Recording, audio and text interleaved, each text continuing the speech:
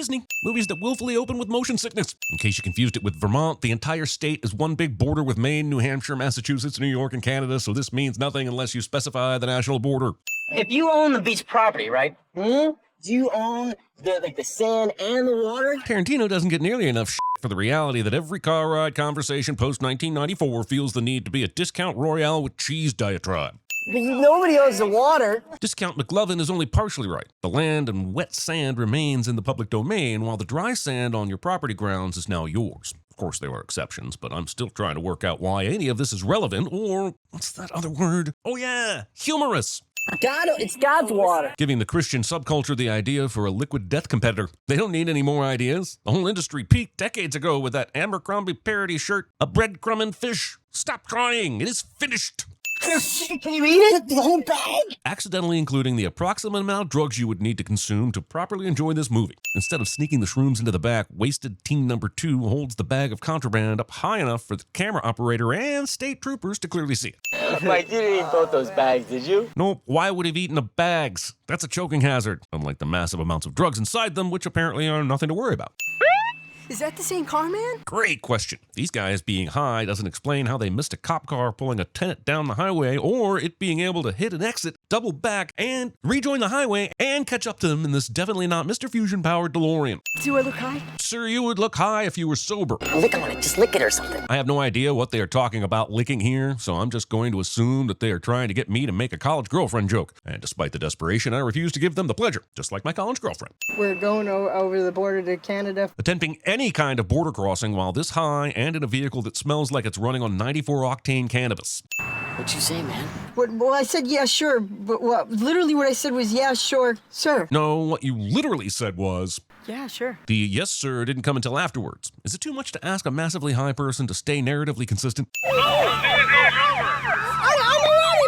This entire dude, where's my sense of reality opening is probably the exact kind of thing people love about this movie. It is also an exact kind of pet peeve of mine when drugs are treated as silly, dumb pills. So this is the part where the people from the first sentence take their head out of their grass and realize the me in the second sentence is about to tear their favorite to shreds because we've all got a job to do. Buckle up. Your favorite movie sucks. Now to teach you boys a lesson, Officer Rabbit and I are going to stand here while you three smoke the whole bag. Using the parental making your kids do a bunch of stuff they thought they enjoyed until they're sick of it strategy. I wonder how this goes when they pull someone over for murdering. 91, are you there? 91, 91, are you there? The Chicago Bulls trying to find Dennis Rodman in the 1988 NBA Finals somehow makes it into the script. If it pleases your honor, I'd like to presuppose that this protestation is not a genuine what the f***. The available evidence suggests that the suspect could have pulled the victim into the car, but instead willfully chose to dangle their molded cranium out of the driver's side window with malice aforethought, leading to this entirely premature decapitation. To summarize, he done deliberately hereditary that fool and I ain't buying it. Car chases magically providing vehicles with an infinite amount of gears no matter how long they've been driving at full speed. Being so committed to your shenanigans that you record them with professional cameras but then never bother to edit them out of your final video. Rabbit, get that gun out! The types of movies that get made now that the Winnie the Pooh verse is in the public domain. That's a lot of... Ooh. Yeah, I'm impressed. Every Jean-Claude Van Damme movie in 5 seconds or less. On your tab, Officer Womack? Well, now I have questions. There's no way Matt got in here with enough time to order these drinks and get them served, because the cops were right behind him. And I'm not buying that he set these drinks up before the chase without being forced to pay for them first. Sorry, boys, you're on duty. Yeah, that's the line this crew is willing to draw. Somewhere on the other side of endangering civilians in fake-out high-speed chases and forcible substance abuse as punishment. Interesting fact, a portion of this scene was cut from the body of the film, allowed to fester, and then was diluted into a 90-minute Superbad-shaped neurotoxin 5 years later. Hello. You boys like Mexico? Yeah! Funny way to hit the opening title screen and all, but the aftermath of pulling this stunt on these three is never explored. We all came here for an in-depth police procedural on how cops shirking the rules results in real-world consequences, right? Are my expectations off? Oh, Rabbit, he's killing you. I got Thorny in front by a lot. In 10 minutes, we already have 2 scenes featuring people snarfing large quantities of something that's not meant to be snarfed, and movie's attempt to get maximum mukbang for its buck is noted. I am all that is man. This being so questionably close to the truth that it becomes hard to justify the continued existence of the gender. Do you have any more syrup? Better question, why would you serve her a container with 2 drops of syrup in it instead of just saying we're out of syrup? Sure, the guys are assholes for chugging it all, but my rage is saved for the sap teas that taunted me with the empty. I will have the enchilada platter with 2 tacos and no guacamole. Pronouncing guacamole as if it's a variation of a game you'd play at an arcade. I don't get it. Tacos? They think I'm Mexican. You're not Mexican? Movies in 2000 living that mid-2020s life. Oh, I didn't realize we were going to do a law enforcement Romeo and Juliet. I, for one, will be waiting with bated breath for the depth and cultural impact this movie will have as it explores the feud between the Capulets and the Montagues. It's down to Flagstone, Deer Lick, and us. There is no Flagstone or Deer Lick, Vermont. Vermont's sitting there with cities with names like Satan's Kingdom and Skunk's Misery, and you try and steal one of Route 66's most famous cities from Arizona instead. Baffling. And if we keep up these low numbers, you can bet your sweet butts we're gonna get the big, ugly axe. Underdogs are going to be shut down unless they win one final tournament cliche. And you better believe that Grady and his goons have got a copy of this list, so we need to step it up. Underdogs have to beat off another local team who also needs to win one final tournament cliche. Wait, is every movie just the Mighty Ducks in disguise? I can't make him speed. Try hiding.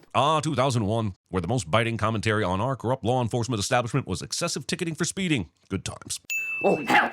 Give me the goddamn soap! Reducing the legendary Brian Cox to random, pointless, and out-of-character soap-eating shenanigans. Your suspension continues. Hit the radio. Farva is on dispatch because of a suspension. But who's manning the radio on the rare days that he's not playing a stereotype?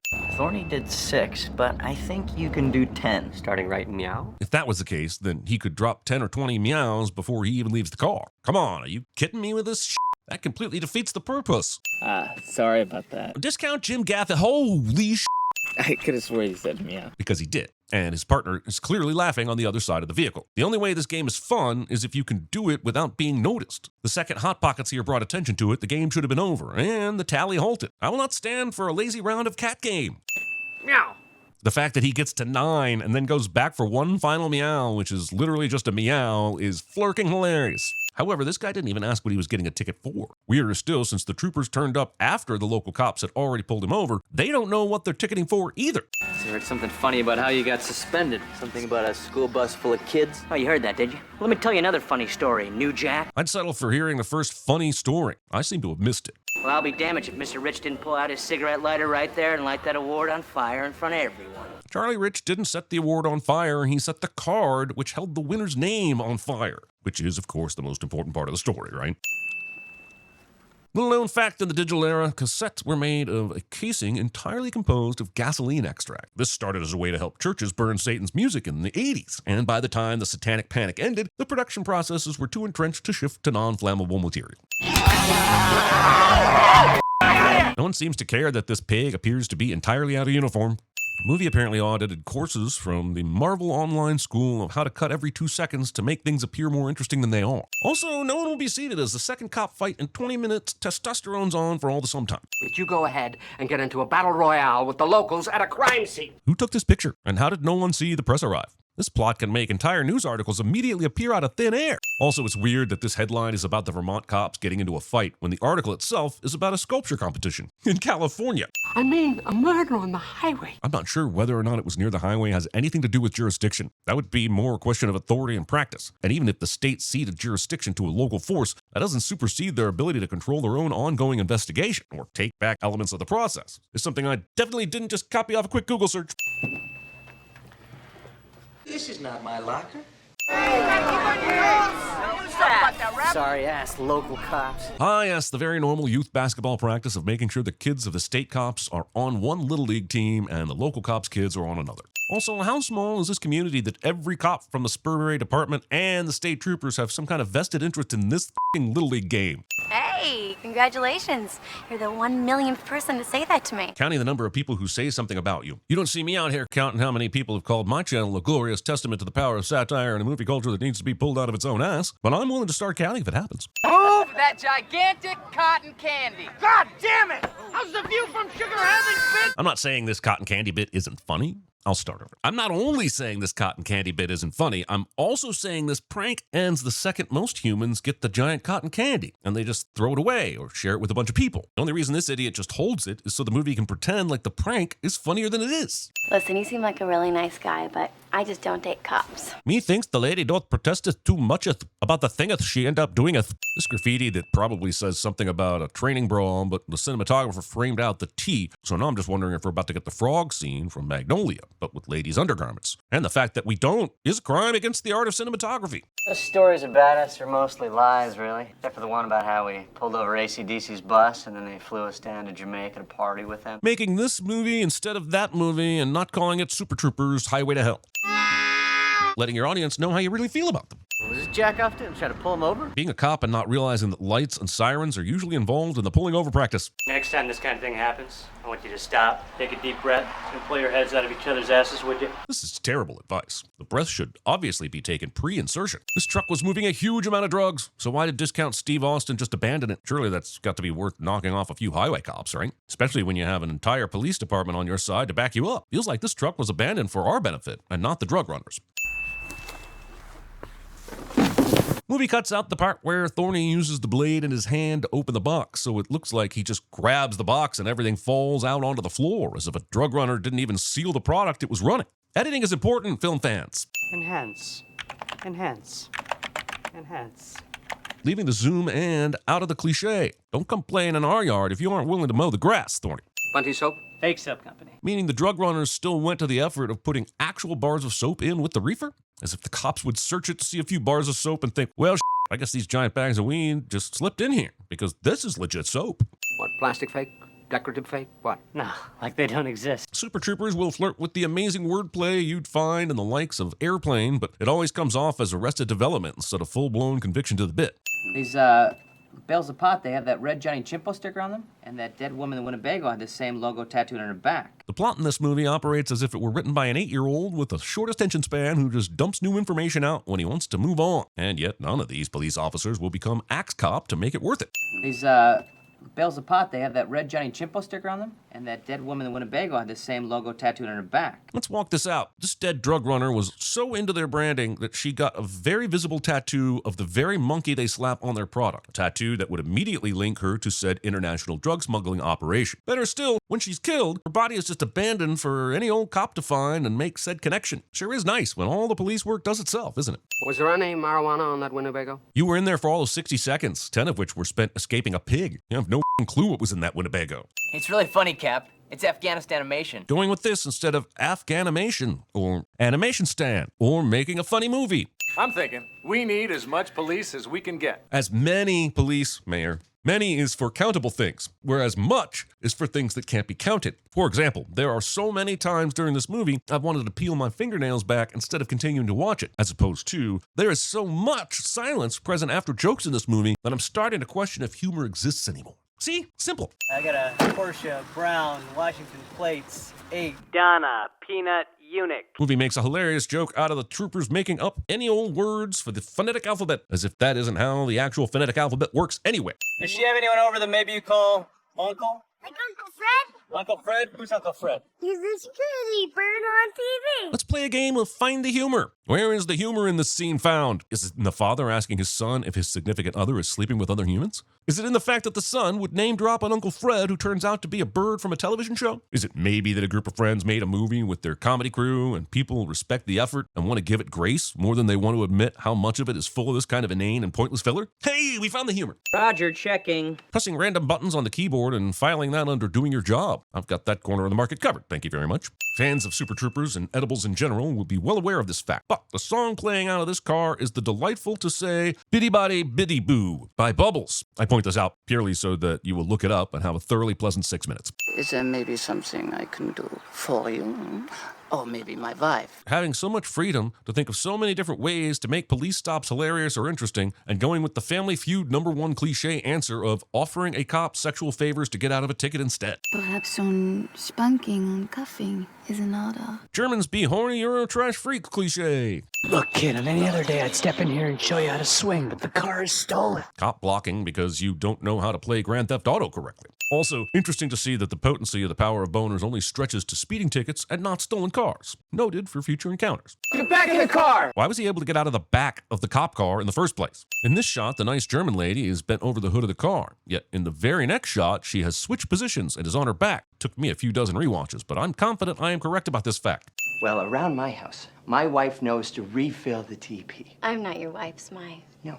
And if you were, I'd take you down a peg or two. Scene does not include any of the promised pegging. Also, part of the issue with going so over the top on stuff like this is that you don't give the characters any chance, even in a comedy, to give any commentary on it. When you make misogyny in the workplace a cartoonish extreme, it relieves the audience of having any ability to think about it in any connective way, which lessens any possible meaning of humor. But mostly the pegging thing I said before this. Hanson, could you round up Johnny Chimpo and Jerry Giraffe and Artie the Alligator and bring them in for a lineup? Adding alternate alliterative animals after an anti-alliterative archetype. That's what happens when you start hanging out with the state trooper. We show you the funny. Writing checks the first 40 minutes of this movie is refused to cash. You are an expendable line item on a state spending bill. Said the equally expendable line item. The movie will now engage in what feels like a direct ripoff of the Roxbury Head Bob 5 years after that sketch debuted, 4 years after its zenith with Jim Carrey's edition, and 2 years after it thought it could be its own movie. Also, the price of gas in Vermont in the year 2000 was around $1.60-ish. Interestingly, you'd have to go somewhere like, Hollywood, as a totally random example, to get gas at $1.75, which by the Betty Gilpin rules of the hunt means... You f***ed up, bitch! We might be underestimating Favre's abilities because he clearly predicted this Porsche was going to drive by before it actually drove by. Yes, the days before the internet really do be like that. He is now pointing a radar gun at himself, enjoying a special alone time hand party, and considering that those things operate better at 100 feet of distance or more, I'm beginning to question the integrity of his research. Favre managing to leave the gas station and get ahead of the speeding Porsche with enough time to stop it head on will go down in history as one of the great mysteries of physics. Hey, stop jumping on the bed. Well, I'll be quiet. I'll be peace. He's right in front of the building. Go look. I'll hold. Did you see him? Did he clone himself? Because he clearly stated that next sentence before he had even let go of his trench coat to grab the phone. And here, this was about to be a perfect movie until they screwed that up. Oh, God, please don't shoot me. I'm naked. Is it worse that he thinks wearing underwear and a trench coat is what naked means? Or that is the reason he doesn't want to get a shotgun blast to the back? These are the eternal questions I ponder while not laughing at this. Baby, I'm gonna butter your bread. I don't care how good your voice changer is, your actual voice is still just 4 feet away from his actual ears. Willfully picking the Winnebago turn coffin / petting zoo as your happy fun time makeout spot.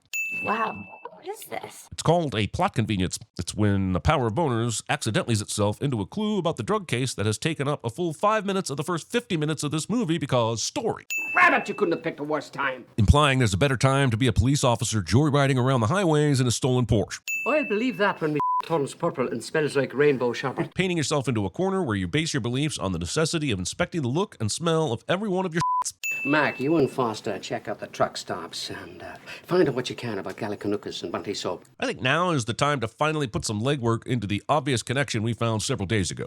Thorny, I'm taking a hard line here. You gotta promise me, no more bullshit. You know, totally different from the other times he's asked them to stop f***ing around, because this is a hard line. The other lines were half-mast at most. In our cruiser, somebody has to let you out of the backseat. This movie could have been called The Power of Police Boners.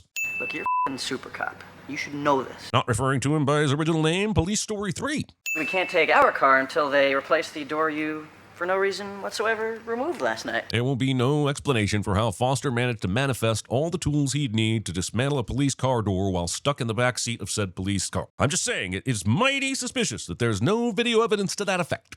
Do you even know how to drive this thing? We will now spend the next minute finding out that, indeed, neither of these police officers know how to drive this thing. How about we pop a couple Viagra and issue tickets with raging mega huge boners? I don't think you have the facilities for that, big man. You know, actually, Macbeth Foster couldn't say meow 10 times to the driver. I realize that doesn't sound funny as I described. Trying to pull a guess you had to be there when we were all actually there. No. Embarrassed like back in 77 when you got caught f***ing your cousin embarrassed? She's not my cousin. This movie's unwillingness to admit it's a slightly less problematic police academy movie, but without the guy who does all the cool mouth noises. Welcome to Dippus. Can I take your order? The movie had a few minutes to spare and decided to spend them on the entirety of this burger ordering exchange. So, do you want to Dippus-size your meal for a quarter more? Want me to punch-size your face for free? That was actually funny. But you can't go making up words by combining words into other words, like some sort of dictionary pixie, or Dixie as I like to call it. What are you gonna do with that $10 million? And you can't say buy the Cleveland Cavaliers. Discouraging someone from buying the Cavs 3 years before they drafted LeBron James. Damn it, you burger punk! Movie insinuates that someone took that sticker off the cup, put a hole in it, and then put the sticker back on, and that this somehow held that liquid completely inside the cup this entire time. You can't spell insinuate without a sin. Throwing the powdered sugar into the stream of water so it immediately gets diluted before the contact seems counterproductive and wasteful. So much unlike the rest of this extremely productive and fruitful exercise in policing. The writers assert that Farah had to be completely naked in this scene and present his penis to the screen, because that's where the comedy is. I would argue the comedy wasn't worth Sorry about the delousing, Rod. It's standard procedure. It's powdered sugar. Scene does not contain Hannibal Lecter pairing this sugar-dusted farva bean with an iced Chianti. No, I'm going to have a bigger budget then, and I could really use a good local officer like yourself. Trying to sweet-talk the guy you just let your guys go full carry-on in the shower into joining the team that just went full carry on him. Also, spoiler alert, this works. What's up, guys? Hey, well, we got about 20 desk lamps. Answering the question, what's up, by disclosing the number of illuminating tools you have for your workstations. Funny, but nothing there. The tagline for this movie is apparently playing one truth and one lie. And you're banned from Dimpus Burger. You keep calling it Dimpus Burger, but that clearly is a redecorated 2000s era Burger King. I'm telling you, I'm the foremost expert on Burger King architecture this side of Digital Underground. You must remain true to the Taliban warlord. You know, if this movie was released just a few months later, they probably would have been compelled to cut this subplot entirely. We were this close, people. This close to not laughing at an entirely different subplot. Back in the cage with your beautiful wife, huh? Jesus, how long are they being detained in jail? I don't think there's anything in the Constitution that says they can be detained for an indefinite amount of time as long as they're occasionally pulled out for translation, exposition, or sexy fun time. But our shenanigans are cheeky and fun. How I view the work we do here at CinemaSins. His shenanigans are cruel and tragic. How the internet views the work we do here at CinemaSins. Which makes them not shenanigans at all, really. How my family views the work we do here at CinemaSins. Heard you got to see Farva naked. Yeah, it was hard to miss. The body positivity and bravery of this movie to put the male human body on display with respect for all its unique wonder is admirable, and would be worth a sin off if this weren't the most sarcastic sin I had ever written. Get the reefer out of the Winnebago and give it to her during the party. Make a big show of it. With all that media there, she would love us. Yes, because the media is so often kind and gracious when it comes to politicians pulling big PR stunts. All right, here's what I'll need. Off the top of my head, I'd say you're looking at a Boski, a Jim Brown, a Miss Daisy, 2 Jethros, and Leon Spinks. Not to mention the biggest Ella Fitzgerald ever. I could be lazy. You could not. Movie had a few minutes to spare and decided to briefly cosplay as a Jackass movie before Jackass the series could cosplay as a Jackass movie. I'm Johnny Knoxville, welcome to Jackass! Most of the local cops will probably already be at the banquet. Ah, yes. Probably and maybe. Foundation upon which the most successful of heists are founded. So if we can get 10 minutes, you and I can get into the impound, get the reefer, and get it to the governor before she leaves? I know it can be a lot to keep track of with movies like this, so let me catch you up on the important plot details now that we are 70 minutes in and 20 minutes away from the end. Pay close attention. A woman died in a camper that had drugs in it with a logo that matches the drugs the state police found in a semi-truck. They now have to go get those drugs from the camper so they can prove it. Intricate plots are the best. And we also use blanks. But if you didn't know the gun was live, why did you test it on the car first? All right, Tony. Why'd you call me up here? Great question. This is a briefing that could very easily have happened back at the station instead of during this scene from The Naked Gun. Also, Thorny hadn't even been fully briefed on the plan himself, so why was he calling the captain anywhere? Well, you might want to strap on your ass-kissing boots and start right now. I guess that's better than ass-kissing your strap-on boots, but honestly, I'm not sure how appropriate footwear plays into this complex series of story machinations anyway. Discount Linda Car- Holy sh**. I'll go down there and check it out. What about me? Burton, somebody's got to stay here. All right, it. Their plan to break into the Winnebago and steal the drugs only works because of the off-attitude of these two officers. Maybe this is the key.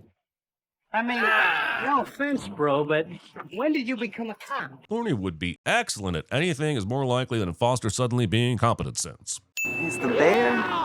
Is the guy... Honestly, this completely tracks with what we know about these characters, except for how they've managed to secure the bear costume on such short notice. I thought you said I wasn't going to make it.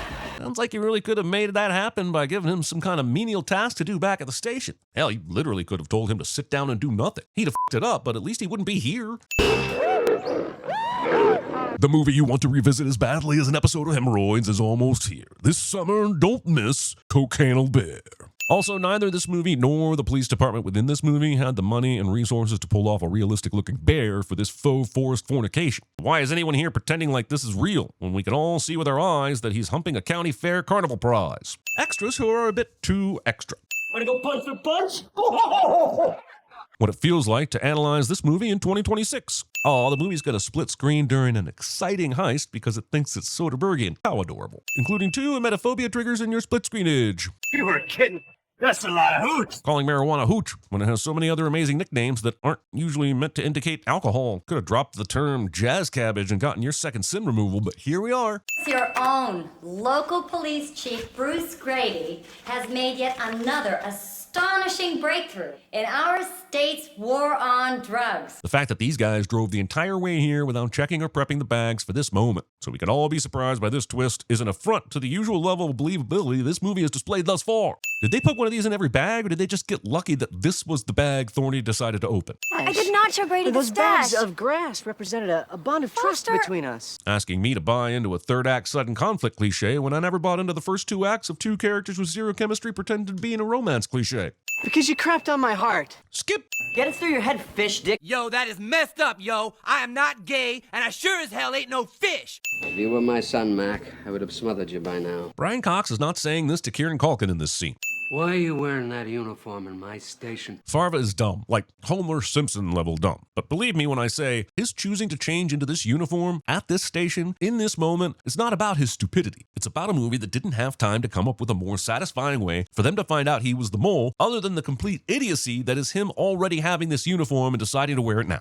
They ratted us out to Grady. Why the f*** did the troopers loop Farva in on the plan anyway? I'm not even sure they did, because he didn't even have a part to play in the heist. Somehow, he just knew enough about what they were planning so that Grady could move the drugs and give them to the mayor first. The movie doesn't even blame it on the booze. Also, if Grady really wanted to get them, why didn't he leave a couple decent cops behind to catch Thorny and Mac in the act of stealing the Winnebago? Farva's going down. Yeah. Grady's going down. Yeah. Movie has a few minutes to spare and decided to have Brian empty his cocks for a while. You gotta go. You gotta go. I'd like to go. Can I go? Listen, Foster, you want to get these guys back? Yeah. I know a way we can get them really good. That's great news. The movie has 15 minutes to finish, and I think it thinks we're supposed to think that these are the good guys who are supposed to win in the end because they're the better group of asshole incompetent macho cops. I think. I'm guessing that he honked the horn because the color of the cop car told him that this was the Spurbury police, meaning they're on his side. But why are the troopers in a Spurbury car instead of their own trooper car? I mean, goddamn, they chose an incredible night to drunkenly steal a car that happens to be part of a drug running scheme. No, Farva, you are under arrest for being a total and complete head. Introducing me to laws that don't exist but should. Farva, get the coffee. Farva, hit the radio. Farva, please don't let your ego keep you playing for the Vikings past your prime. Sorry, when a movie takes a character from a bad good guy to a bad bad guy to a good bad guy to a good good guy this quickly, I get confused and start making sports jokes. Rodney! Rodney, get your ass back here! Shouting this loudly as if you're expecting the fog to sympathize with your drunkenness and choose to silence it. God, we should have known. Yes, you should have. The audience has known this for about an hour now, so it's wild how behind you are. You should have just told us. We would have arrested them. No offense, but the less you guys knew, the less you could screw up. Hilarious movie logic, but the fact that you kept drip-feeding them information is part of the reason they f***ed it up. Sure, they would have f***ed it up anyway, but your hands would be cleaner than they are now. Also, the f***ing state troopers were not your only option here. The FBI exists. Heck, I'm sure there's even some kind of agency that enforces drugs. And they may even have an acronym, too. I know what they're doing. I've known for a while. Hey, same! But since I basically just sinned that, I'll shift to sinning that you admitted this is not doing much to put anyone in this movie in the category of character I'm happy got the W at the end. You saw what they did to Galganuk's girlfriend. Movie casually drops that the local cops murdered that woman, but I guess they're all drunk, so ha! Oh, Farva, you sad, lonely man. Damn it, they dragged my poor college girlfriend into this mess. Also, this group of trained police officers will now unload dozens of bullets at this oncoming distraction and somehow miss puncturing a giant sexy time balloon. The former state cops jump drunk from a moving vehicle to fist fight a group of sober, armed law enforcement officers, and this f***ing works. Due to our tight fiscal situation, we regret to inform you that we are still going to have to close your station. Movie thinks this means anything to us, even if we didn't already know it was going to extend this movie another 5 minutes so these guys could be the worst cops ever again. Also, we will never find out what led from this moment to them becoming the new Spurbury Police Department. Just one of cinema's great unanswered mysteries. I did not see that coming. You need to watch more movies. This kind of blasphemy stinks. Hope they like foam. They're college kids. They wouldn't know good beer from foam if they were majoring in telling good beer from foam 101. Not so bad. It's good exercise. Cool uniforms. All the beer you can drink. This banter exists purely to sell the idea that they are delivering beer and undermines the fact that they are actually undercover cops who would have no idea what the perks actually are. But aren't you guys the highway patrol? Yeah, but our station got shut down, so... The crew is now local police and has decided the best strategy to fight underage drinking is an elaborate ruse, wasting taxpayers' dollars on a branded truck and paraphernalia so they can have the most wasted resources possible for a simple bust. And, oh, I guess the movie finally does understand actual policing. Are you ready for the fun part? Waiting an hour and 32 minutes for the fun part, and it not being all that fun when it arrives. Honestly, we may never know how many lives these cops just saved. Based on the number of drunk people who would have had to interact with this death trap of an open-air staircase, I'm thinking dozens. Movie ends with a selection of bits that were deemed good enough to watch while walking out of the theater.